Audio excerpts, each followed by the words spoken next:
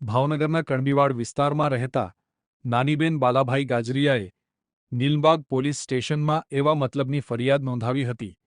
કે વડવા માઢિયા ફળી વિસ્તારમાં મચ્છી વેચવાનો ધંધો કરતા હતા, ત્યારે બપોરના સમયે અજાણ્યા યુવાને આવી છરી બતાવી મારી નાખવાની ધમકી આપી બળજબરી કાનની બુટ્ટી જોરથી ખેંચતા બુટ્ટી તૂટી જતા તેના ડાબા કાનમાં ઈજા પહોંચાડી સોનાની બુટ્ટી, જેની કિંમત અંદાજે 40,000 લઈને નાસી ગયેલ. ફરિયાદ નોંધાતા પોલીસે આરોપીને ઝડપી લેવા ચક્રો ગતિમાન કરીને વડવામાં રહેતા શાહનવાઝ કરીમભાઈ હાલા નામના આરોપીને ઝડપી લઈ આગળની કાર્યવાહી હાથ ધરી છે.